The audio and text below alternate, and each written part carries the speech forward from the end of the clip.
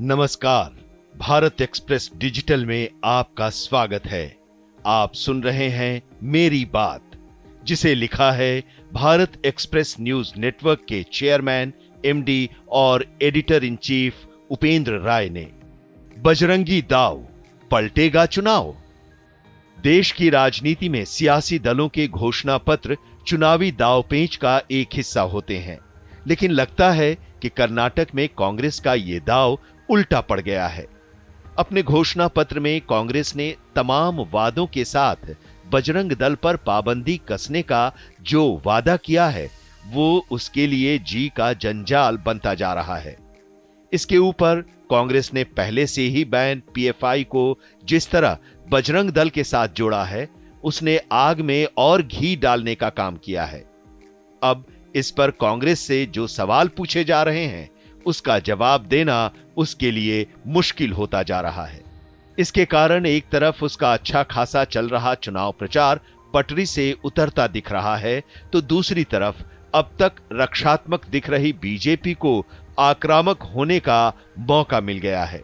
खासकर प्रधानमंत्री नरेंद्र मोदी ने जिस तरह इसे मुद्दा बनाया है, वो बेदम दिख रही बीजेपी के लिए संजीवनी बन गया है।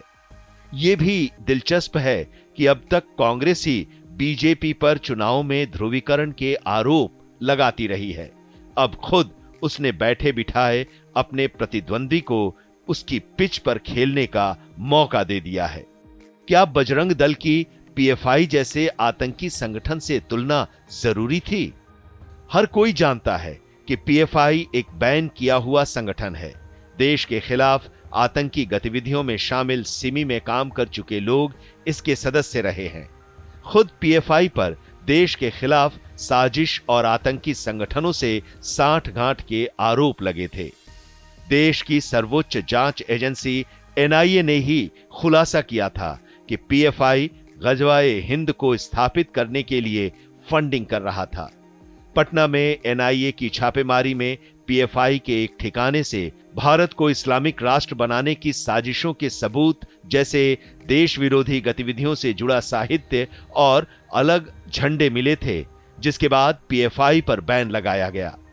कर्नाटक की जिस जमीन पर इस वक्त चुनावी घमासान मचा हुआ है, वहां हिजाब विवाद और हिंदूवादी कार्यकर्ता की हत्या के मामले में पीएफआई की भूमिका जांच के घेरे में है। दूसरी तरफ बजरंग दल भी विवादित संगठन रहा है। बाबरी मस्जिद गिराए जाने के बाद नरसिम्हा राव सरकार ने इस पर बैन भी लगाया था। हालांकि करीब एक साल बाद उसकी भूमिका साबित नहीं होने के चलते इस बैन को हटा भी लिया गया था। देश में लव जिहाद, धर्म परिवर्तन से लेकर गो हत्या तक के मामलों में भी बजरंग दल काफी एक्टिव दिखा है। इस संगठन के लोगों को वैलेंटाइन डे जैसे कई मौकों पर मोरल पुलिसिंग करते हुए भी देखा गया है, जिसमें उन पर बदसलूकी के आरोप भी लगते रहे हैं। लेकिन इस सब के बावजूद बजरंग दल पर देश विरोधी काम का कोई आरोप साबित नहीं हुआ है। तर्क वितर्क को अलग भी रख दिया जाए तो सवाल है कि 80% हिंदू आबादी वाले कर्नाटक में कांग्रेस को ऐसा क्या चुनावी फायदा दिखा कि उसने उसी संगठन पर पाबंदी लगाने की बात कह डाली जो राज्य की बहुसंख्यक जनता की पैरवी करता रहा हो। सीधे तौर पर यह राज्य के मुस्लिम मतदाताओं को आकर्षित करने का प्रयास लगता है, मानो कांग्रेस यह संदेश देना चाह रही हो कि केंद्र ने पीएफआई पर बैन लगाया तो हम बजरंग दल पर पाबंदी लगाकर मामला बराबर कर रहे हैं। कर्नाटक में करीब 13% मुस्लिम मतदाता हैं, जो 40 सीटों पर हार और जीत का अंतर तय करते हैं। हालांकि मुस्लिम मतदाताओं की मौजूदगी कर्नाटक के सभी जिलों में है, लेकिन गुलबर्गा, बीदर, बीजापुर, रायचूर और धारवाड़ जैसे उत्तर कर्नाटक के इलाकों में इनकी निर्णायक संख्या है। इसी तरह कलबुर्गी, उत्तर, पुलकेशी नगर, शिवाजी नगर, जयानगर और पद्मनाभ नगर, तुमकुर, चामराजपेट कुछ अन्य विधानसभा क्षेत्र हैं जहां मुस्लिम मतदाताओं का बाहुल्य दिखता है। अब तक इनका वोट कांग्रेस और जेडीएस में बंटता आया है। कांग्रेस शायद सोच रही है कि अगर ये वोट एक मुश्त उसकी झोली में गिरता है तो राज्य में वो लंबे समय बाद बहुमत की ऐसी सरकार बना सकती है जिसमें चुनाव के बाद बगावत का खतरा न हो या जेडीएस पर निर्भरता न रहे, जिसमें टूट की वजह से उसे पिछली बार सरकार बनाने के बाद भी विपक्ष में बैठना पड़ा था। जहां तक नुकसान की बात है तो यह भी सच है कि बजरंग दल कोई ऐसा संगठन नहीं है जिसका हिंदुओं के बीच कोई बड़ा सपोर्ट बेस हो। कर्नाटक के तटीय इलाके और दक्षिण कर्नाटक में इसका कुछ असर दिख सकता है, लेकिन ये वो इलाके हैं जहां कांग्रेस के जीतने के आसार पहले से ही काफी कम हैं। लेकिन बड़ा सवाल परसेप्शन का है, जो इस विवाद के बाद बदला है। भले कर्नाटक के आम मतदाताओं में यह ज्यादा नहीं दिख रहा हो, लेकिन प्रधानमंत्री की अगुवाई में बीजेपी के तीखे हमले और बजरंग दल के सड़क पर उतरने के बाद कांग्रेस बैकफुट पर तो दिख ही रही है। शुरुआत में जब तक कांग्रेस डटकर अपने स्टैंड पर कायम रही तब तक भी ऐसा नहीं था, लेकिन वीरप्पा मोइली के यू टर्न और डी शिवकुमार के प्रदेश भर में बजरंग बली के मंदिर बनवाने जैसे बयानों से डैमेज कंट्रोल के बजाय कांग्रेस की और किरकिरी हो रही है।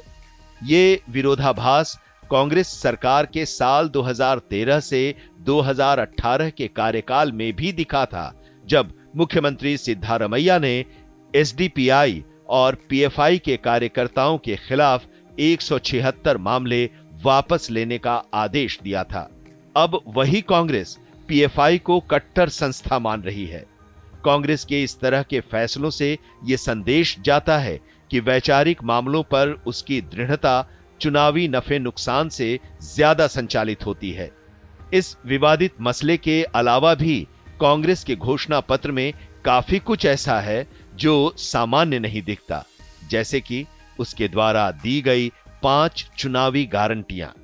कांग्रेस ने इन गारंटियों को गृह ज्योति, गृह लक्ष्मी, अन्ना भाग्य, युवा निधि और शक्ति नाम दिए हैं।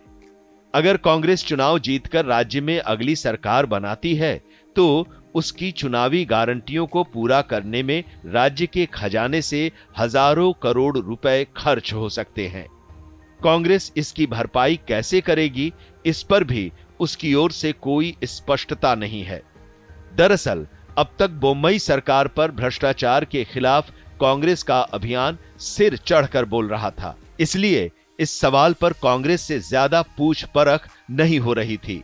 लेकिन अब बजरंग दल पर विवाद के बाद कर्नाटक में जब पलड़ा बराबर हो रहा है तो कांग्रेस को इस पर भी जवाब देना पड़ सकता है, जो उसके लिए एक नई मुसीबत बन सकता है।